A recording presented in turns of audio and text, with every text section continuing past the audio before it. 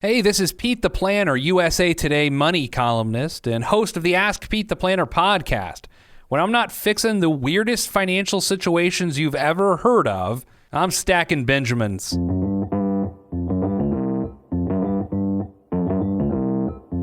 Live from Joe's mom's basement, it's the Stacking Benjamin Show.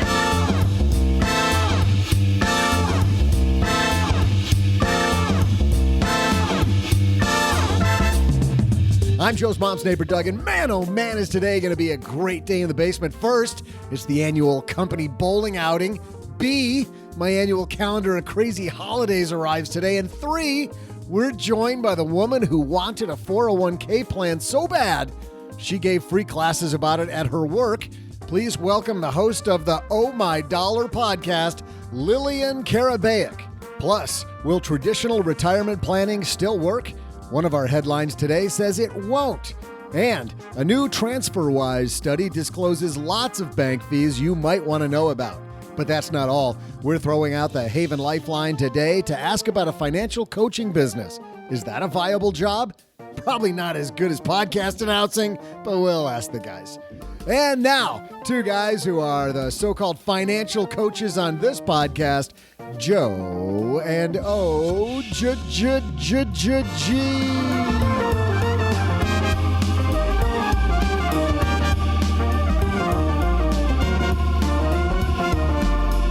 You ever coach anything? Let me think. No, I can't do that. I was my kid's soccer coach. That was good. Yeah, you'd be way too talking about surly. No, I barely like my children. I'm not sure that I would like a whole gaggle of other people's children. Hey, welcome to the Stacking Benjamin Show, everybody. I'm Joe Salcihi, Average Joe Money on Twitter, and across this card table from me, a guy who is also on Twitter and awfully damn proud of it, the one and only OG. Sometimes I'm on Twitter. That sounds like a really good tagline for our show. I barely like other people's children. Or I barely like my children, let alone other people's. Stacking Benjamins, the show hosted by the dude who barely likes his own children. Right. But you know what you do like, OG? You like RX bars. Thanks to RX Bar for supporting Stacking Benjamins. RX Bar is the fuel I go to after my morning run. It's a whole food protein bar with no BS. Get 25% off your first order, rxbar.com/SB. Use the promo code SB. That's rxbar.com, SB, promo code SB when you're at checkout. You know, you can't be healthy in the wallet if you don't have a healthy mind, right? Healthy body. Got to have the whole package, OG. The thing I like about those the most is how you can eat well on the run. Grab it, throw it in your backpack. Done. And this episode of Stacking Benjamin is also brought to you by Lexington Law. Talk about getting your health in order. How about if you get your credit in order? For a free credit report summary and a credit repair consultation, head to lexingtonlaw.com/SB. And we've got Lillain Karabaic here. She likes to dress like David Bowie. She enjoys finding a way to do every crazy job on earth. And she has a brand new financial planning book, which involves a lot of cats. You a cat guy? Used to be, until he decided to use my basement as a litter box. And then you became an ex-cat guy. Yeah, never own anything that eats while you sleep. I don't know what to do with that, but I do know we've got... It's true. I do There's know... nothing to do with it. Just embrace it is what you're supposed to do with We've that. got headlines right now, so let's move. Hello, darlings. And now it's time for your favorite part of the show, our Stacking Benjamin's headlines. Our first headline comes to us from Market Watch. This piece is written by Mark Yager. Traditional retirement planning isn't going to cut it. Do this instead. If there weren't a more clickbaity title on earth, I said, okay, what is it that I have to do instead? And I thought that I'd ask you this. The retirement you saw your grandparents or even your parents live through will likely not be the retirement you choose for yourself. Consider the following. In 1900, the average life expectancy was 47. Only 100,000 Americans lived to 85. By 2010, though, OG, the number of people over 85 years old has grown to 5.5 million and was one of the fastest growing segments of our population. By 2030, as the last baby boomers turned 65, older adults are expected to reach 20% of the population. And by 2050, 19 million people are going to be in the 85 and older age group. The point is clear. People are generally healthier and living longer than ever before. Those with better than average education and access to healthcare will likely beat the longevity averages, and many will live well into their 90s. They then talk about why people will live for a long time. Most traditional financial planning tends to focus on achieving goals throughout life, culminating in something called retirement. But planning for what happens and what you want to do during retirement is often lacking. The word retire actually means to withdraw or retreat, which may have been the case after 65 many decades ago, but that's the opposite of what most people reaching 65 want to do today. So instead, he talks about picturing your life in overlapping 25-year time spans and then thinking about what you're doing during those time spans. No such thing as retirement anymore, OG. No retreat, no surrender. Instead, we're on the attack doing different things in these overlapping 25-year segments of our life. What do you think about that? I like it. Plus, I think that kind of no-go years of what we envisioned our retirement to be, or what our parents, or maybe more specifically in my case, grandparents' retirement looked like, where you just kind of sit around on the rocking chair. That happens still, but I think what he's saying is that this happens 25 years later than it used to. It now happens in the 90s, where it used to happen in your mid-60s. Yeah. And so now from 60 to 90, you've got to fill that 25-year gap with other stuff before you get to the rocking chair time. He talks about how people change too. And it's funny, as part of this, I know very well. It says children are grown, tuition payments have ended, mortgages are nearly paid off. I've got those three. Career duties may have become less rewarding or stale. Well, true so far. I'm not sure about the last one. I actually enjoy what I do, but you begin to think about what's definitely pretty stale. But it does stale to other people. You begin it says stale. You begin to think about what's next. You are ready for more flexibility and the chance to explore what else life has to offer. You also have a greater perspective on what's important in your life. You know, we've seen these studies about how many people that are going through this transition phase actually need psychological help. There are psychologists who spend their entire career dealing with people that have a hell of a time making that transition. Well, I think it's really important to know that what you think is really cool and exciting and fun to do when you're in your 20s is not going to be what you think is cool, exciting, and fun to do when you're in your 40s. You and I were just having this conversation the other day about accumulating stuff, and you're going through this house project that's going on right now, and all of it's about you and your spouse's utility, right? And you said to me, kind of offhand, but you said, hey, all I want to do is just be comfortable and travel and like see the world. That may not have been what you wanted to do 5 or 8 years ago when your kids were still in high school. And, you know, at that point in time, it was swim practice and soccer games. That's true. So, I mean, I realize completely my goals are much more different and much more simple, right? Yeah. My goals are much more simple and much more clearly defined, which is funny because, you know, we get letters from people that are in their early 30s saying, I don't know what I want to do during retirement.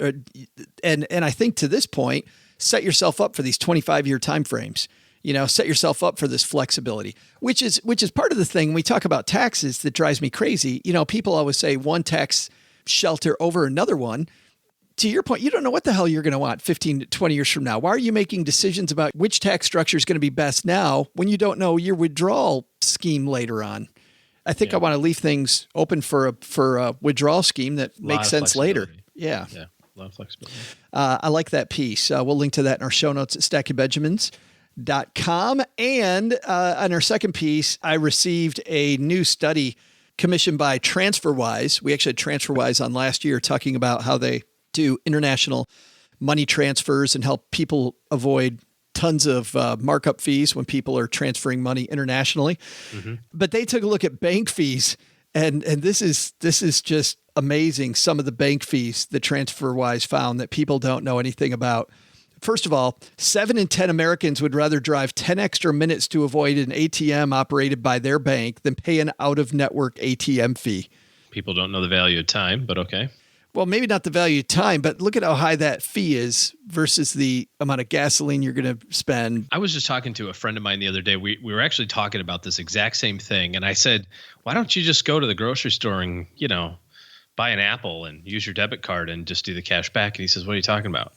So are you kidding me? Didn't even know you could do it. It's the easiest ATM trick in the world, and people haven't even heard of it.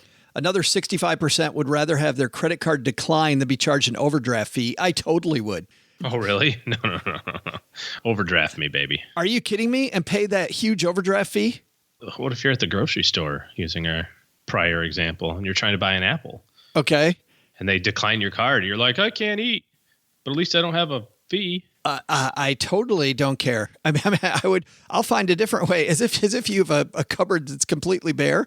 I don't want this stupid $40 fee. I'd rather suffer the embarrassment. I mean, give me I was gonna say, I think nowadays isn't most stuff, again, using technology, right? If your checking and savings account aren't linked to provide that buffer, then Yeah, but there's people listening to this show. I remember my early 20s, and it's funny because I was reading a story about Mark Cuban the other day. Mark Cuban had the same problem. But Mark Cuban and I, we have a lot in common, of course. You guys have a lot in common. Yes, yeah. yes. No, yeah, I'm just name dropping here. He's going through a house remodel too, I think. Me and Mark, me and my buddy Mark. So I was hanging out with Mark. But this story, he said in his early 20s, he had a hell of a time staying out of debt, staying on the right side of positive. I did too. I remember overdraft fees. I would just start to get my act together, and then I'd get slammed with this overdraft fee. And then because the overdraft fee wasn't paid the next day, then I get another fee because my account's negative. And then you get fee on top of fee on top of fee, which was, I learned very quickly how to hate Bank of America. By the way, Bank of America taught me how to hate Bank of America.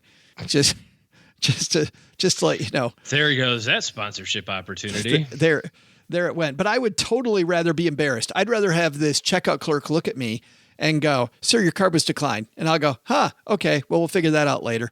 See you later.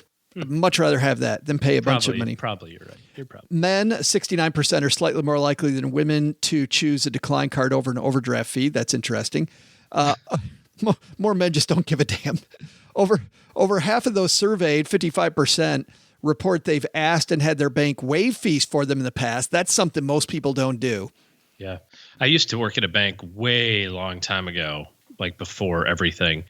There's a lot of latitude that bank tellers and even higher up bank managers have, especially if you've got a longer relationship with the institution.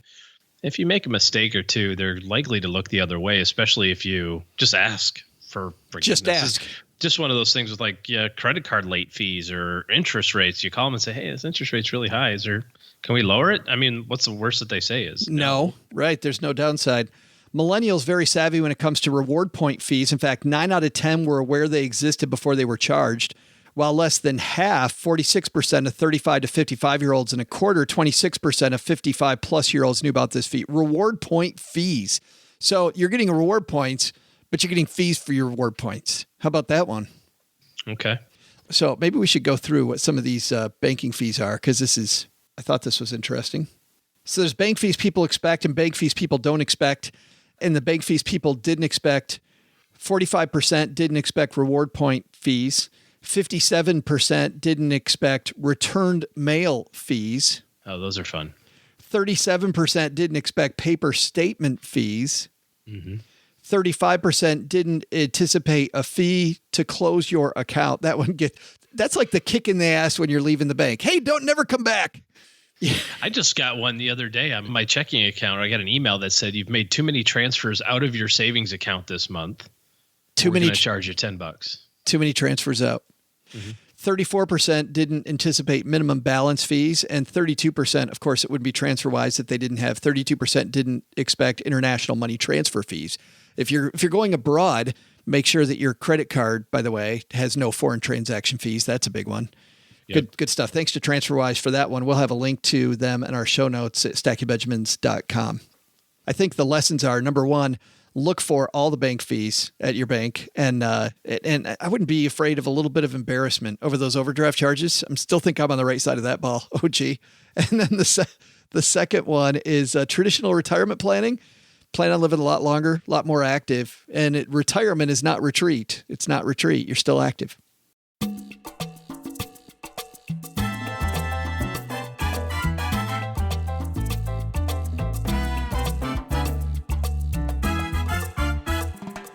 Lillain Karabaic, OG, getting ready to come down to the basement. This woman has done everything, as she's going to, I'm sure, explain today.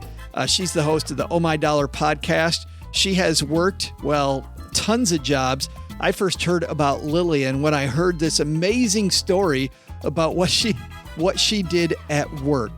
Without further ado, let's just talk to her. Let's talk about, if you don't have what you want, reach out and get it.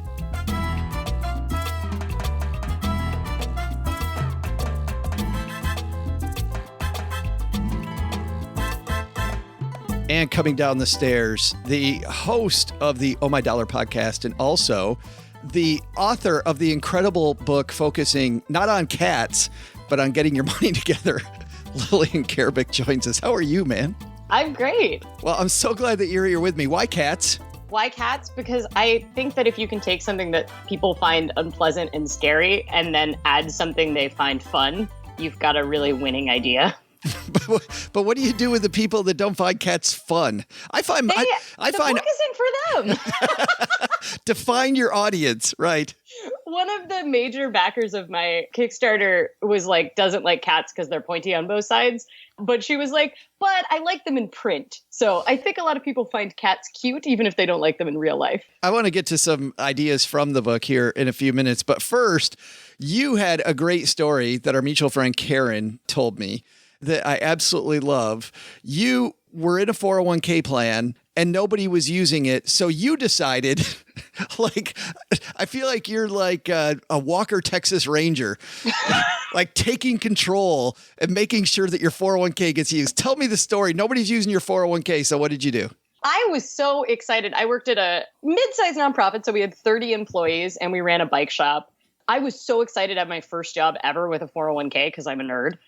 But we weren't allowed to use it until a year in. And so I marked it on my calendar. And the day that I was at my year anniversary, I emailed the person that played HR and was like, hey, I'm eligible for the 401k now. Like, let me in. And I've been contributing to it for like 6 months. And they came up to me and went, Lillian, you're the only one using it out of 30 employees. And it is costing us like $750 a year. Like not a crazy amount of money, but it's an unreasonable subsidy to one staff member. Did you ever find out why you're the only one using it? Like why was nobody else using it? There was no matching. Okay. So there wasn't a ton of advantages over an IRA. But here's the thing. I can tell you, knowing all my coworkers, none of them were also saving in an IRA, right? So it wasn't like they were like, oh, rationally, I should have an IRA. Like it was like nobody was saving for retirement at all. And our average person there was like in their late 20s, early 30s, like perfect time to start saving for retirement. None of us made super great money because it was a nonprofit. But I begged them. I was like, please don't take the 401k away. I was already maxing out my Roth. So I was going to pay a lot more taxes if I didn't have the 401k. And so I started teaching personal finance classes to my coworkers as an extra thing after work, just to like try to convince them that they should join the 401k. But if they're not managed to save it.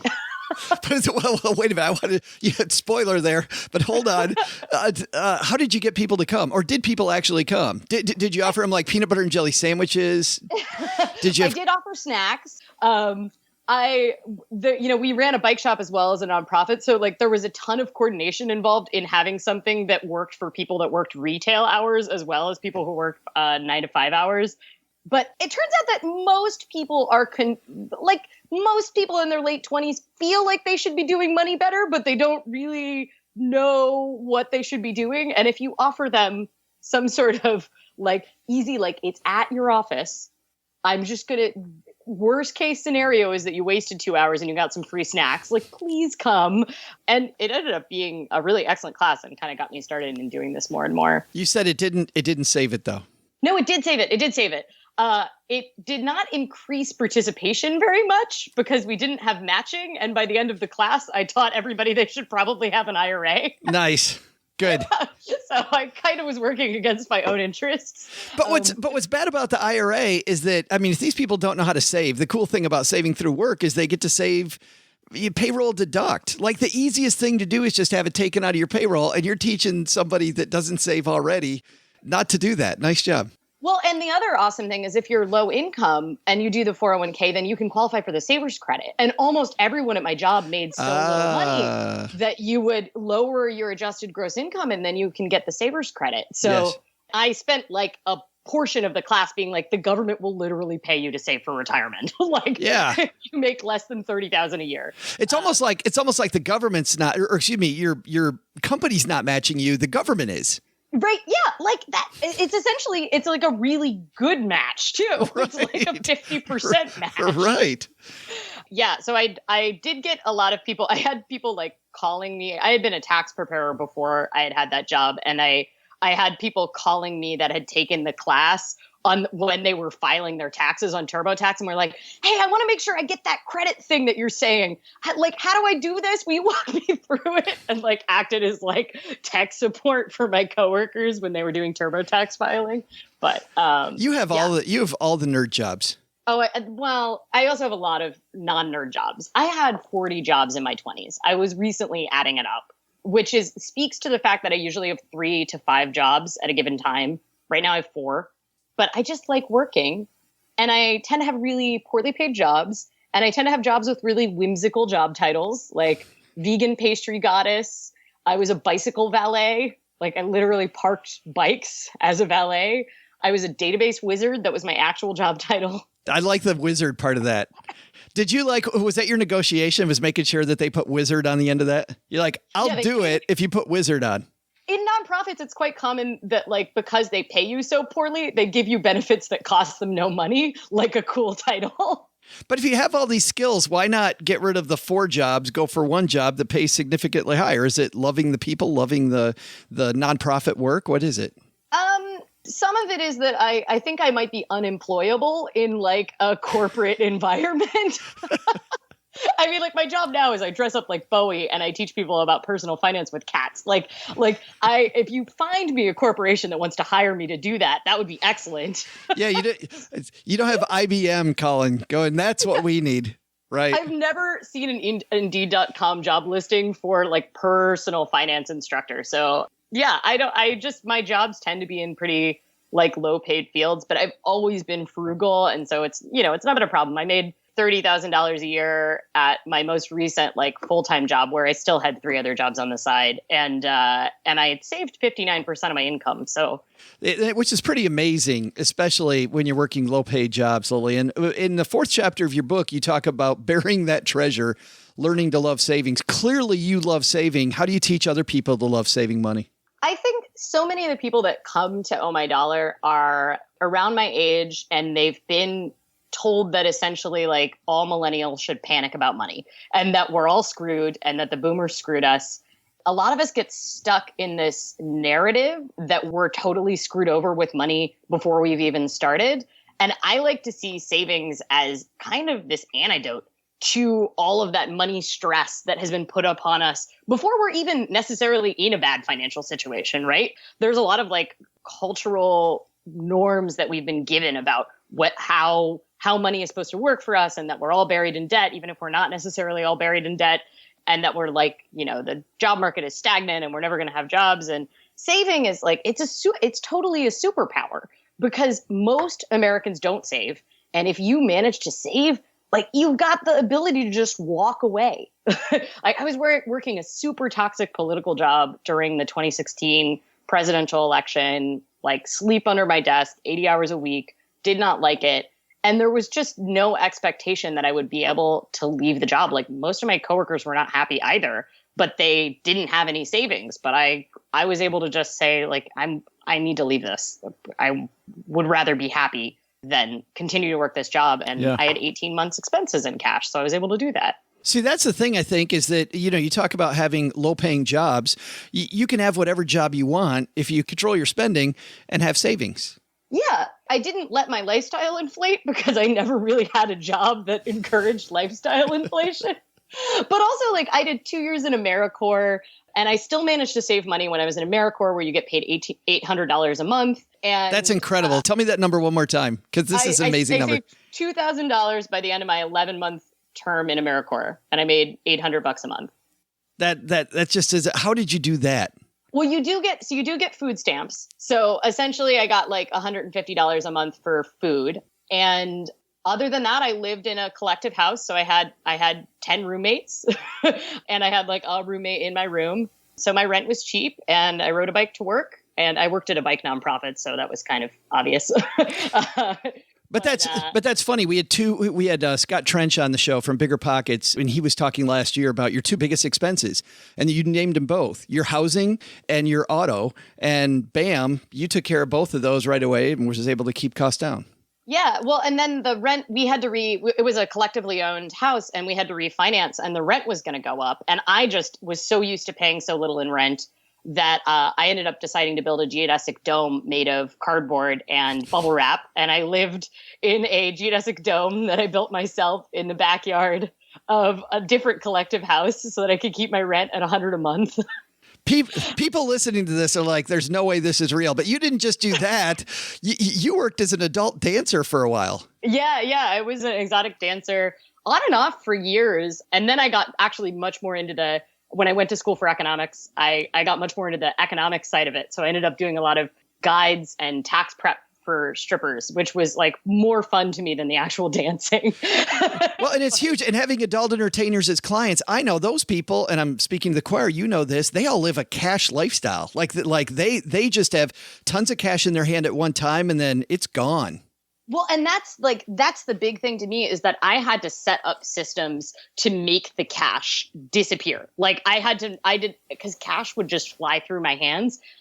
Because I'm really into spreadsheets, if I use it on my card and I log it, it feels more real to me than cash, which is the opposite for some people. But cash just flies away because I have tips and, if I spend $5 or $10 out of cash and I don't log it that day, the IRS isn't going to know that I made that $5 or $10. And that's a really slippery slope, right?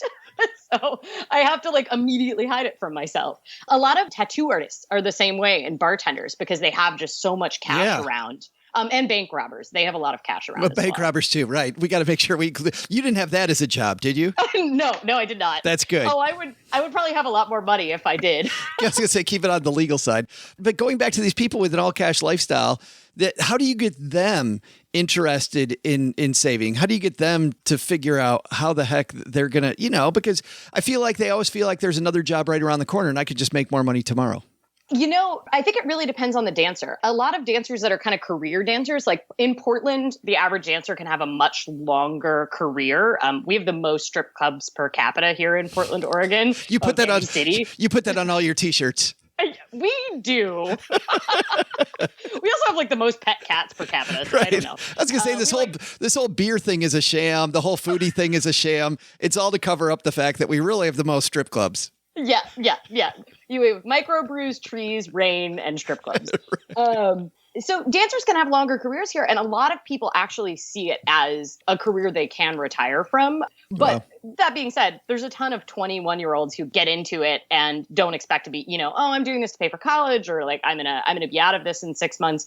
And those people often get stuck in the trap of believing this income doesn't really count. But I don't really need to save it because this is a temporary thing. And then I see them and they're still working at a club 2 or 3 years later and they haven't filed a tax return in 3 years.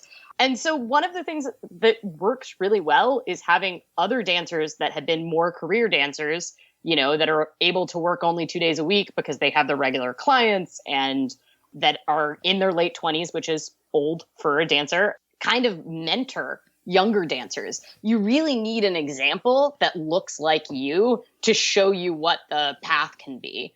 And quite frankly, in a lot of clubs, depending on the club, drug habits tend to be one of the reasons why cash disappears. Right. And so if you appeal to people from this, you can clean up your lifestyle and you can also save money. I think that works really well. It gives people a way out. It's interesting. Even people listening, some people what does this have to do with me? I mean, we've talked about mentorship. We've talked about controlling your cost. Talking about hiding money from yourself. We've talked about filing tax returns. I mean, these are all important things. It turns out we're all humans. Yes. Isn't that weird?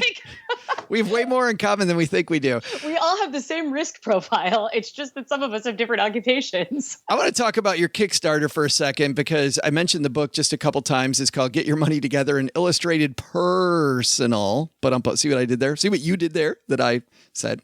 Finance workbook to help you budget your money, save for retirement, and smash debt. People might not know what I did there, but it's because there's cats all over your book. Who did the illustrations? Fiona, who is an illustrator that only does cats. So the cats are extra adorable. And a ton of the cats in the book. So it's illustrated. So there's cats. There's 50 cats total in the book. And they even use their toys to illustrate investing allocations. But a ton of the cats in the book are people who backed the Kickstarter. They were able to get their cat included in the book. Oh, that's cool. Yeah, that's awesome. Yeah, and I interviewed their cats and, learned some facts about them and everything. It was great. I love these ideas. The cat tower of financial goals, death the financial litter box. My favorite, though, I think is chapter 6, credit the Great American Laser Pointer Chase, because that's hours of fun for our cat. Building your fort, housing, getting under the umbrella, insurance. How did you choose these particular chapters? So a lot of the structure is in many ways very similar to the program that I teach, Get Your Money Together Boot Camp, which is essentially my in-person workshop. I teach it to a lot of youth and to college students. And so I kind of went with the structure of the program and then was like, how do I integrate cats into this? Which is it's not about finance at all. It's how do I get the cats in there? Yeah. Here's the thing. Most of this personal finance stuff isn't rocket science, but it's so emotional for us that a lot of people convince themselves that they can't possibly do it, that they're bad with money because they're not good at math or, they were never good at math in school and therefore they're never going to handle their money. But the reality is everybody has to handle money at some point. Even if you are living on disability income, you still have to learn budgeting skills.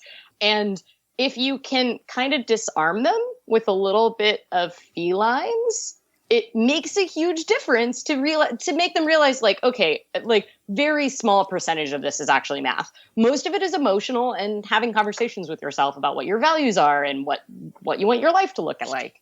And how do we get the book? Yeah, ohmydollar.com/book, and it will start shipping in April. So it's a bunch of pre-orders right now, but you'll get the ebook as soon as you click and get it. So awesome. And I'd be remiss if I didn't ask you about your awesome podcast. You and your co-host, you guys have such a good time at the Oh My Dollar podcast. Tell everybody about that. Yeah, just look for Oh My Dollar pretty much anywhere that you can find podcasts. And it's a 15-minute on average weekly show. And we're a call-in financial advice podcast. So just like you, we answer questions for people, but we're not in a basement. No, actually, we do. We've got that going in a basement. Do you? We record. Our radio station is in a basement. You just don't advertise that you're in a basement. It's true. You're lost, man. Just like this show, we record in a basement. It's the perfect segue. Yes, it's not a stretch. That's good. And of course, it isn't just, it wouldn't be Lillian if it were just Oh My Dollar. It's Oh My Dollar Personal Finance with a dash of glitter. Oh, yes. So our podcast artwork is me dressed as David Bowie because I dress like David Bowie a lot to teach personal finance. Yeah. So I pretty much anything to disarm people. I have 12 Bowie costumes because I led a really huge bike ride in Portland for 10 years called Bowie versus Prince.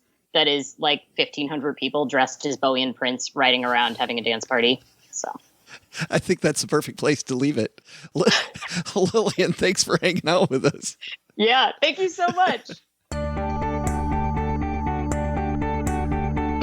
Hey there, trivia nerds. What a great day. My new holiday calendar just arrived. It's got everything. National Say Hello to a Pig Day. That pretty much every day. The official Kiss a Shark Day. That's a dangerous one. Ooh. I haven't gotten to the Celebrate Your Neighbor Day, but I'm pretty sure it's in there somewhere. Today, though, let's celebrate the fact that calendars help us with time, shall we? Here's today's question about time. What's the colloquial phrase for the amount of time it takes for light to travel a centimeter? I'll be back in a jiffy with the answer in just a moment. No, the answer's not jiffy.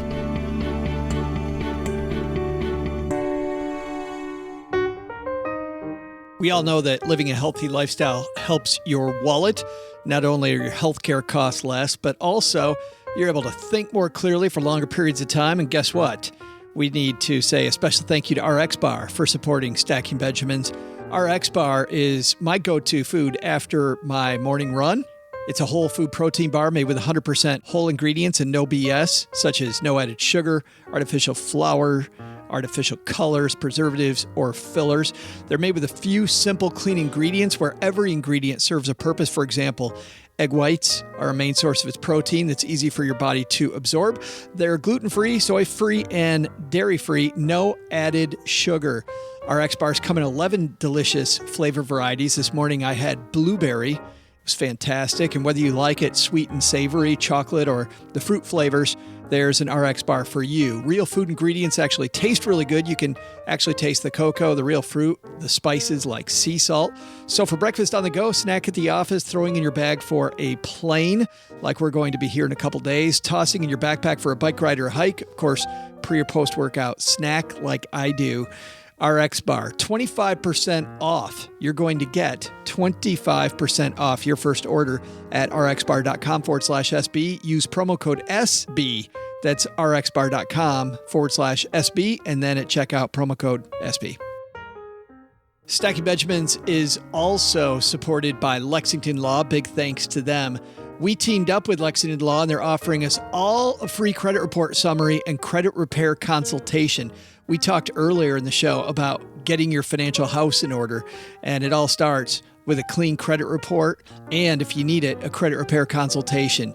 Who does Lexington Law help? Well, anybody looking for a home mortgage, for one, because you don't want a surprise when you go to buy that house. Get the credit you deserve. The big benefit of using Lexington Law is they have long-standing relationships with all three of the major credit bureaus and a deep expertise in knowing how to get errors removed. They know exactly how that works, and that enables their team to communicate more routinely and efficiently on their clients' behalf and with their clients. Lexington Law tackles correcting errors on credit reports through 3 levels of credit repair to ensure that each client's needs are met.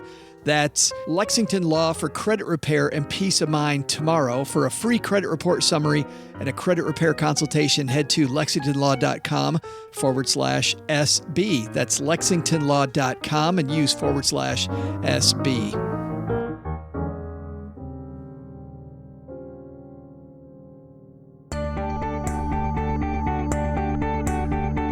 Hey there, trivia fans. I'm leafing through my new holiday calendar so I can share them with you on every show. And alongside Ice Cream Lovers Day and National Bass Fishing Day, there's this day called Flag Day and another one called Arbor Day. Those are just weird.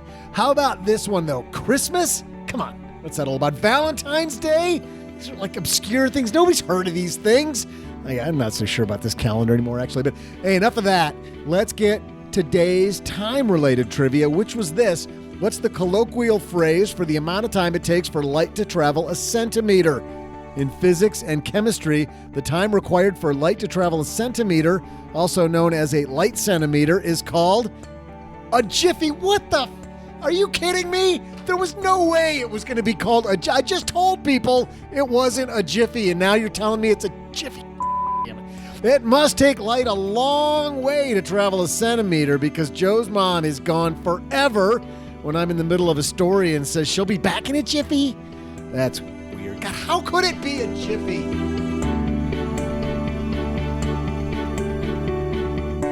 A jiffy. He told you in the question.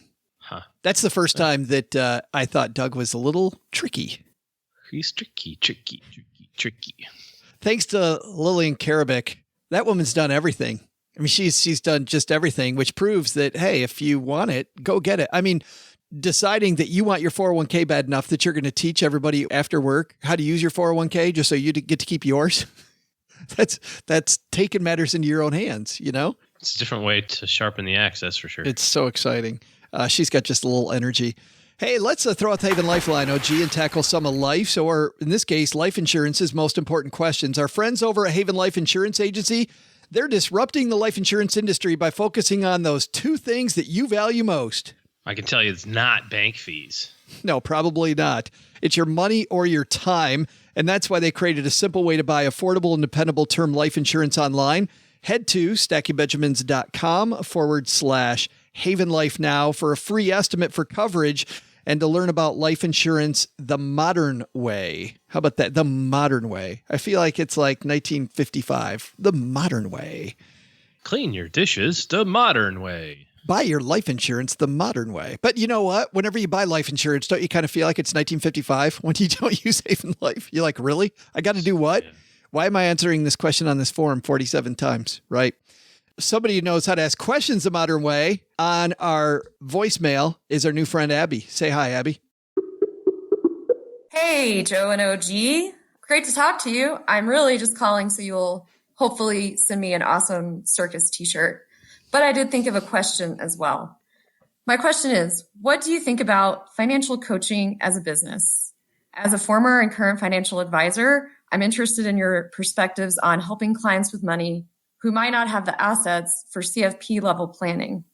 Thanks. Hoping today I'll finally learn something. Thanks for the question, Abby. Financial coaching, OG, what do you think? I don't think that there's anything wrong with that at all. And as an advisor, you get to decide what type of clients you want to have, right? So there's really no limit to the type of service that you can provide or the work that you can do, who you do it for, or what you charge for it. There's a lot of innovative ways to do that these days. It used to be pretty much the standard. And I'd say that most firms are still at kind of the standard asset management fee, a percentage of the money that they manage.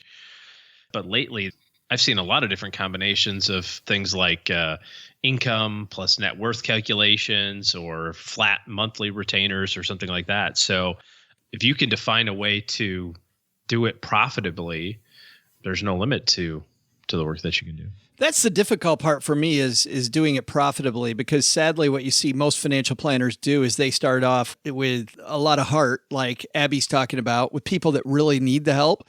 But when you find the people that can really afford the help as you're trying to improve your own income statement, right? Those end up being people that frankly need your help less, which is frustrating, which is really, really frustrating. Because there were people that I would love to spend time with, and my practice before I stopped being a financial planner just got to the point where just the economics of the people that I needed to hire to help me with financial planning and for me to live the lifestyle I wanted to live, I couldn't afford to do it anymore, which was really, really, I'm making lifestyle decisions, not just for my client, but also for myself. Well, and like I said, I think nowadays there's a lot more flexibility in that space. You could do something just popped in my head right now. Why don't you do like a group type of deal, right? Yeah. So instead of trying to do one-on-one coaching where you're giving away an hour of your time, but you're trying to figure out how to do it at a low enough rate that you can help people that need help, but at a high enough rate so you don't go bankrupt doing it, put 20 people in a room or do a webinar or something like that where you can charge a little bit to everybody, but you kind of make it up on form a closed group where people also help each other. I mean, really, and I think that's the key to solving that puzzle is try to scale it a little bit. Yeah, good stuff. And then maybe you can have open office hours from X time to Y time. People take advantage of that if they want to, instead of having set time frames with every single person. I just can't. Scalability is the difficult piece of that. Yep. Good stuff. Thanks for the question, Abby. And guess what? She is going to get the Greatest Money Show on Earth t-shirt, which is an awesome shirt for calling in. We also get letters down here in the mailbox. Doug just brought down this one for us. He's so pleased with his calendar, man. This letter comes to us from Steve. Steve says, hello there. In spite of the comments and likely UNOG's best efforts, I've been learning some things. My question's about Warren Buffett. He insists that buying an index fund would yield better returns than managed funds, but still holds individual stocks for Berkshire Hathaway. There must be something I'm missing if he's not following his own advice. There must be a reason, but I'm definitely not smart enough to know what it is. Thanks. I definitely enjoy the show. Thanks, Steve. Warren Buffett has famously told people to buy index funds, and yet he doesn't do it himself. OG, what's the deal? Those who can't do teach. I don't know. Yeah, Warren, he doesn't know what he's doing. He doesn't know a darn thing. Here's the difference is that this is all he does. Setting aside for a second the fact that he started doing this, 80 years ago or whatever, 50 years ago.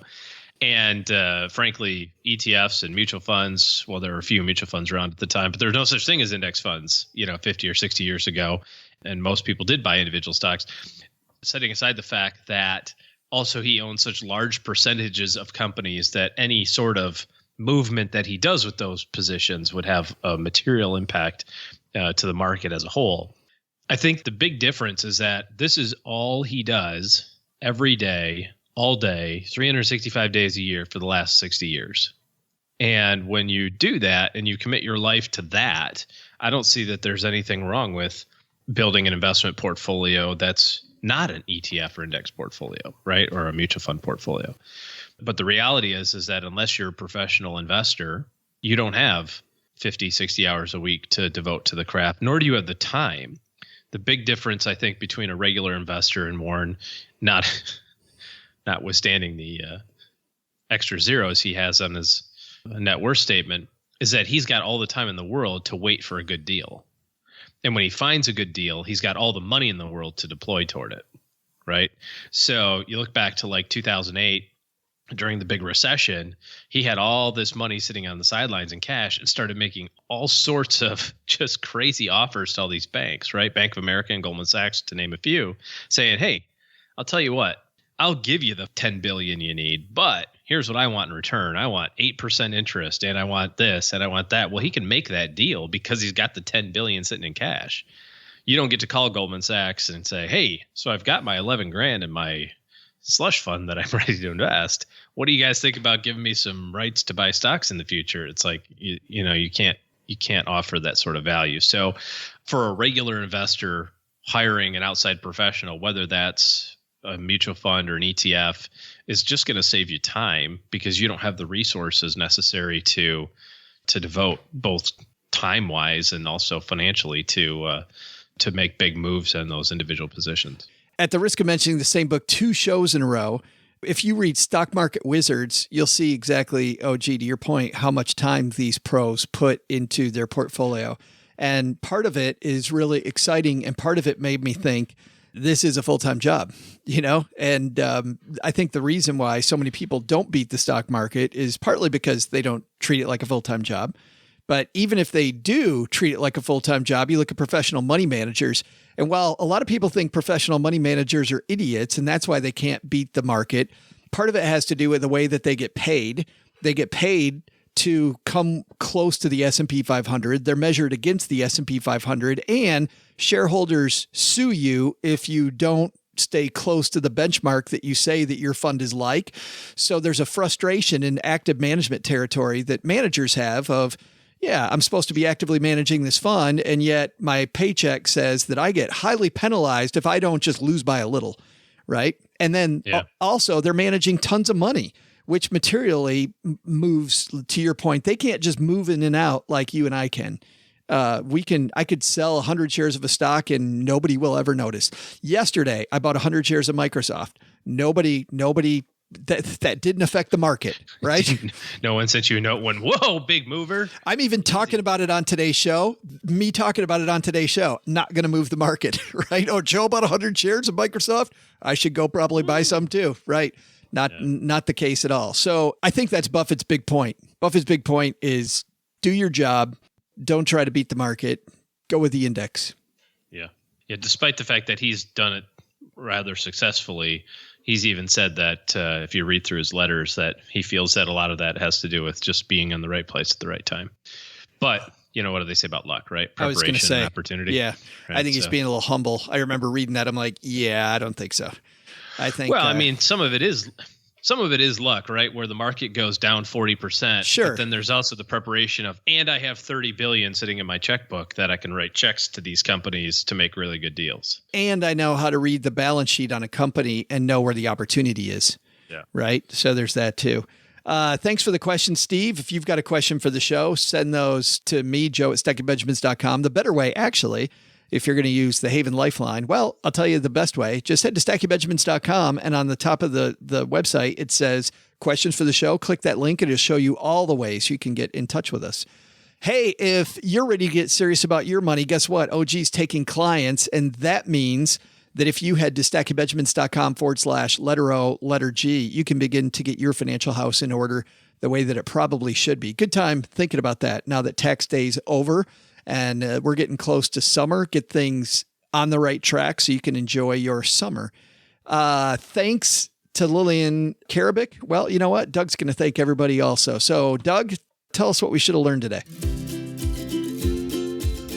Yeah, sure thing. No problem, Joe. I'll tell everybody what they should have learned today. First, take some advice from Lillain Karabaic's story. Don't have what you want from your money? Give classes, work jobs, and create it. Not only will you get what you want, but you might end up having more fun. Second, banking fees? Maybe it's time to check your statement and see how much you're really being charged. But the big lesson? Don't show Joe's mom your new crazy holiday calendar because she'll highlight all the ones that have to do with her, so you take her to the Sizzler. Mother's Day? Come on, woman, that's a stretch. Who comes up with these things?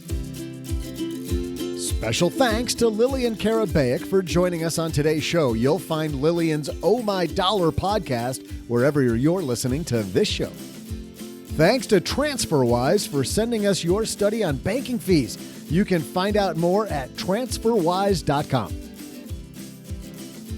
This show was created by Joe Saul-Sehy, produced by Richie Rutter-Reese, and engineered by the amazing Steve Stewart. Online, visit us on Twitter at @SBenjaminsCast or on our Facebook page. Shannon Cowan is our community manager and social media guru. I'm Joe's mom's neighbor, Doug, and I really thought doing these credits completely naked would have been a lot more fun than it actually was.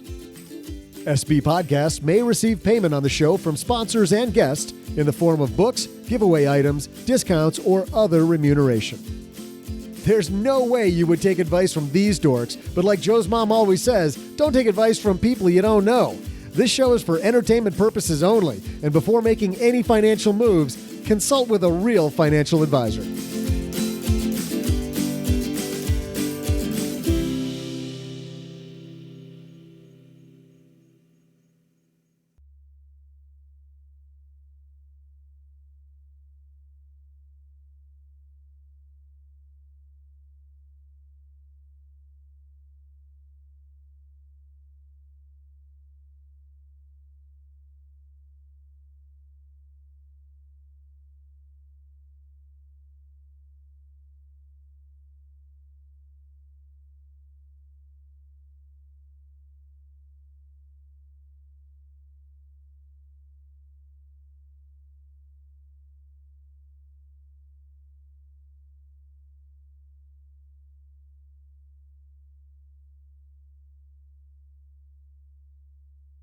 I saw this movie.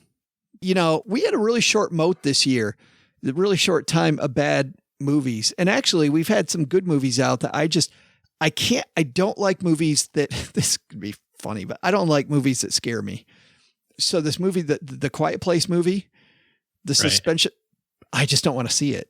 I just don't want to. I saw, I don't know, it was a video or a story somebody was telling me about I guess the whole movie's quiet. Yeah. Somebody told me you're they going to be in a packed theater and there's going to be the guy going.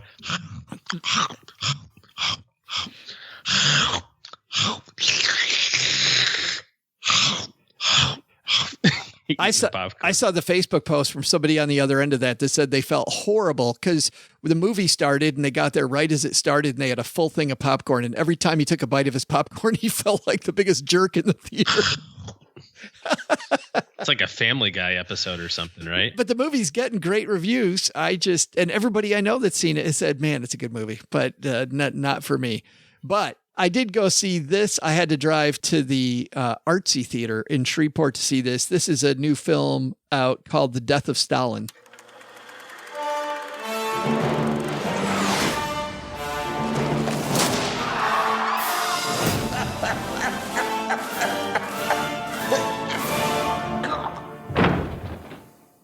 Should we investigate? Should you shut the up before you get us both killed? Stalin's dead. He's dead. Stalin is dead! Oh my God. Our general secretary is lying in a puddle of indignity. He's feeling unwell, clearly. I want to make a speech at my father's funeral. No problem. Technically, yes, but practically. When I said no problem, what I meant was no problem. Ignore me.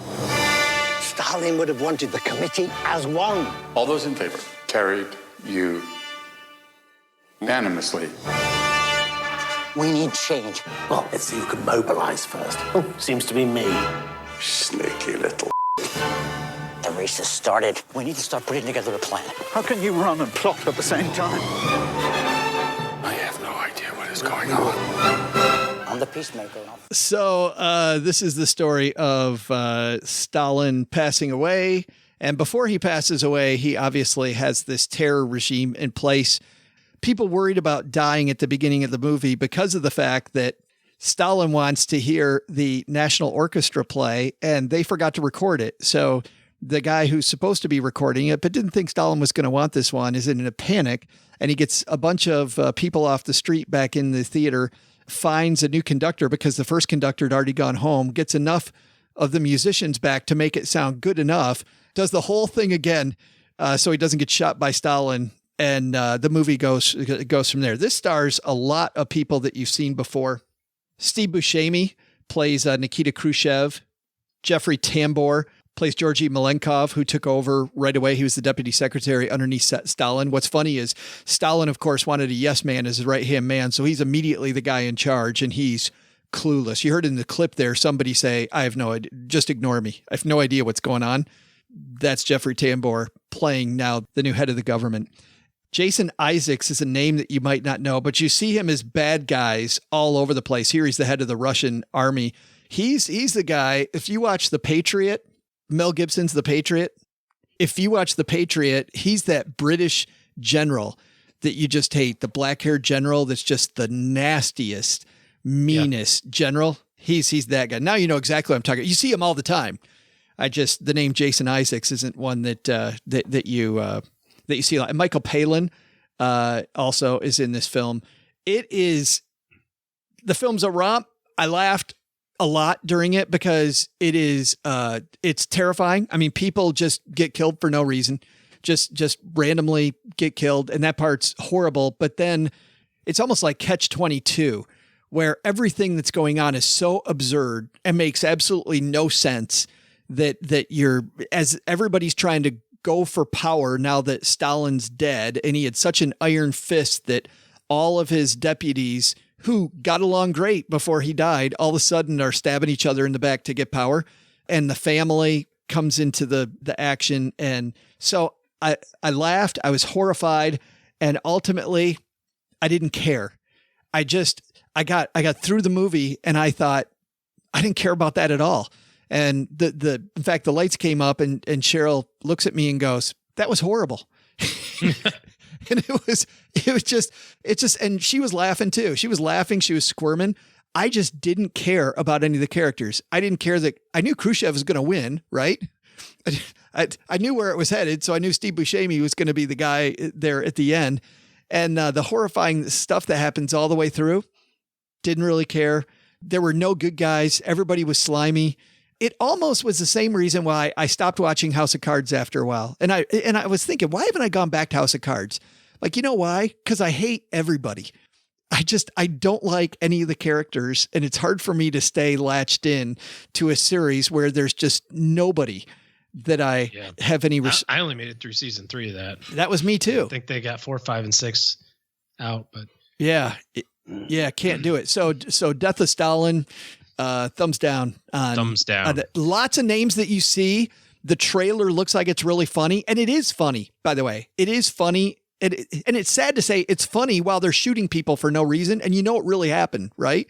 Like I am laughing as I'm watching people get killed, and it happened in real life, and it's horrifying, and that also made me feel horrible, because I kind of wasn't sure what the people making the movie were trying to get, because clearly they're making me laugh because of the way that they set up the situation, but I'm laughing as people are dying, and I'm thinking, why am I cracking up about this? You know?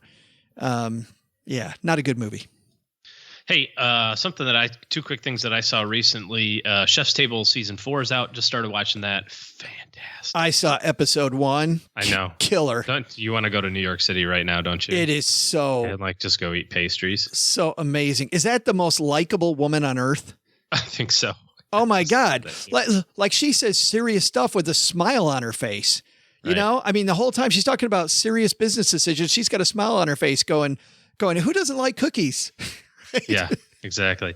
So that one was really good. And then I saw on iTunes or something like that, the Murder on the Orient Express. Yeah. And I gave it. I know you said you liked that a whole bunch. I didn't know the movie. I gave it kind of a thumb sideways to up. I liked it a lot. I thought it was very pretty. I thought it was interesting.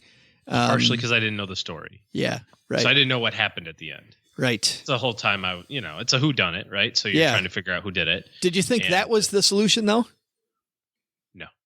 Yeah. No, they did a good job. Yeah. No, they did. Yeah. I thought it was just a beautiful movie. I thought it was so well shot. Man, just the scenery and the I don't know, the colors. It was just a very colorful movie. Good stuff. Yes, sir. All right. Hey, no.